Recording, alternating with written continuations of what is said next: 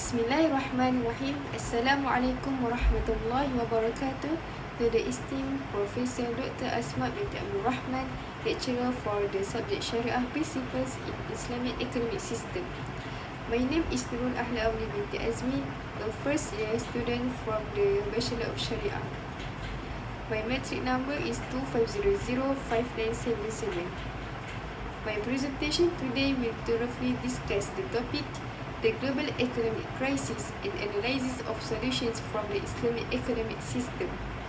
This presentation aims to dissect the systemic flaws of the conventional economic framework and demonstrate how the principles and instruments of Islamic economics offer a robust, ethical, and sustainable solution to global instability and the pervasive problem of inflation. First of all, the contemporary economic landscape is defined by a deep systemic crisis, continuously manifesting through soaring commodity price, high unemployment, and most critically, the rapidly widening wealth disparity, often referred to as the K-shaped economic recovery. This crisis is not an anomaly, but a predictable cycle, occurring after events like the Great Depression, the Asian crisis of 1997, and the global financial crisis of 2008. The persistence of these cycles highlight the inherent fragility of the dominant system. The core issue lies in the philosophical foundation of modern economics, specifically the secular capitalist framework.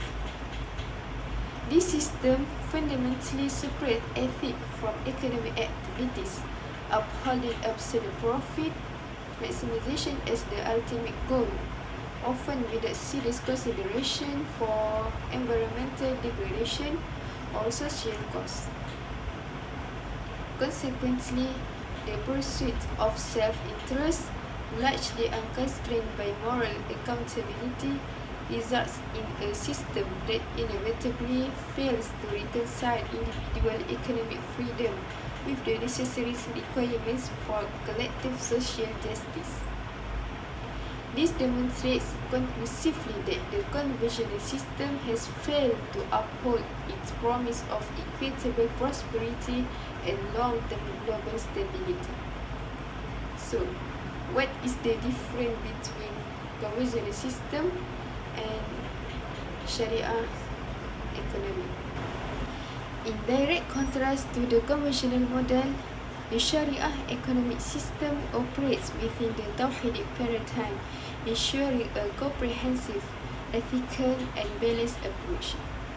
Firstly, the principle of Tawhid establishes the foundational concept of trusteeship, or in Islam we call it amanah. It dictates that ultimate ownership belongs 100% to Allah subhanahu wa ta'ala, positioning humanity as mere stewards, or Khalifah, who are morally and religiously accountable for the management of these assets. His ethical responsibility is explicitly stated in Surah Al-Hadid, verse 7. أعوذ بالله من الشيطان الرجيم وأنفقوا مما جعلكم مستخلفين فيه صدق الله العظيم, and spend out of that which He has made you trustees. This understanding immediately elevates economic activity from mere material pursuit to an act of worship.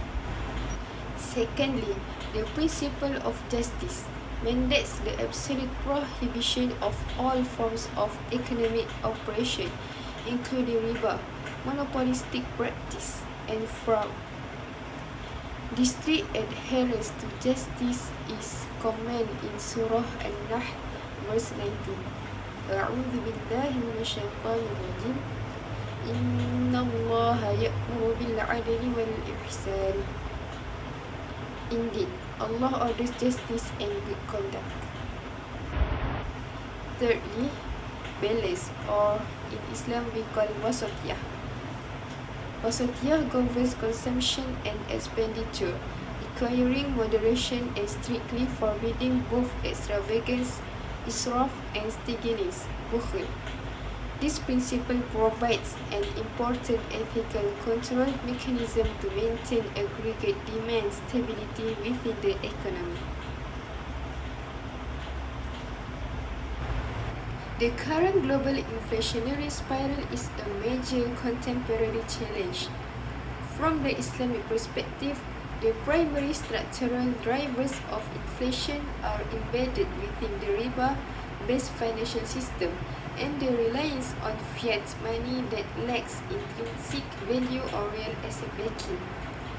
The absolute prohibition of riba is central because it is the main source of economic imbalance. Riba allows wealth accumulation without corresponding productive efforts, effectively transferring wealth from the poor to the rich and oppressing borrowers with non-productive compounding debt costs. Allah Subhanahu wa Ta'ala clearly states in Surah Al-Baqarah verse 275, A'udhu billahi minasyaitanir rajim, wa ahallallahu al-bay'a wa harrama al-riba, sadaqallahu al-azim. The meaning from the ayah, Allah has permitted trade and has forbidden riba, interest.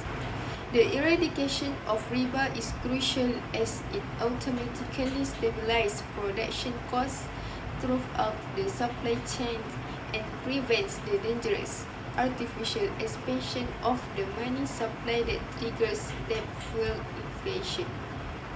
Furthermore, Islamic scholars consistently advocate for currency stability, favoring the use of money with intrinsic value, such as the dinar, gold, and dirham, silver, or asset-backed systems.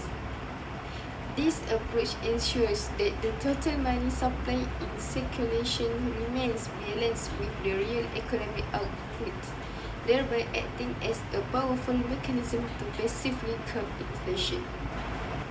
The Islamic economic system employs three powerful institutional mechanisms. First, zakat, second, waqf, and hisbah, that function together as an integrated defense system against economic injustice and inflation. Firstly, zakat, the obligatory wealth distribution instruments, prevents the concentration of wealth, actively driving economic circulation and addressing the income gap. Zakat contributes to inflation control in two major ways.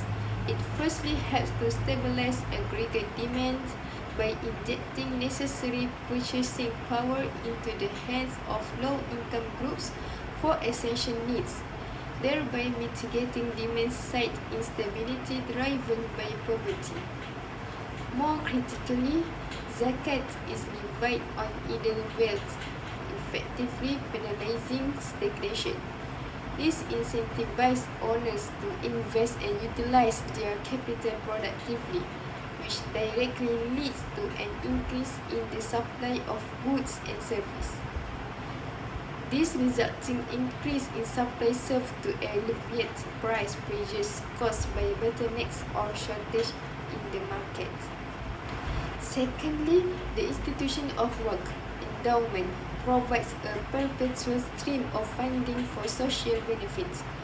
Waqf is vital in mitigating cost of living inflation by funding or subsidizing essential social services such as healthcare, education, and social housing.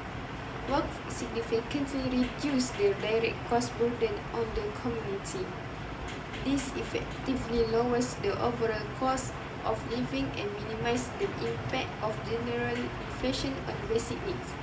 Moreover, waqf ensures that these public goods are developed using riba-free capital, promoting sustainable and ethical infrastructure development. Thirdly, hisbah, the function of market control and ethical governance, is essential for ensuring price integrity and fairness. Hisbah is crucial in controlling manipulation and exploitation inflation. Its primary role is to rigorously prohibit the hoarding of essential goods, a practice where traders deliberately create artificial scarcity to spike price. By actively stopping the supply manipulation, Hisbah ensures that the supply chain remains functional, thereby stabilizing price against unwarranted speculative increase. Furthermore, Hisbah enforces ethical practice, preventing cheating in wage measures or excessive profiteering. This strict ethical oversight is reinforced by the divine command in Surah Al-Isra, verse 35. أعوذ بالله من الشيطان الرجيم وأوفوا الكيل إذا كلتم وزنوا بالقسطاس المستقيم ذلك خير وأحسن تأويلا صدق الله العظيم. The meaning from the ayah is, and give full measure when you measure, and weigh with an even balance. That is a better way and best in result. This regulatory function prevents greed-driven inflation and upholds market justice. So, from the explanation just now, we have known that the persistent global economic crisis and inflation are not merely technical or policy failures, but are a direct consequence of the systemic failure to adhere to the principles of justice and trust in economic affairs.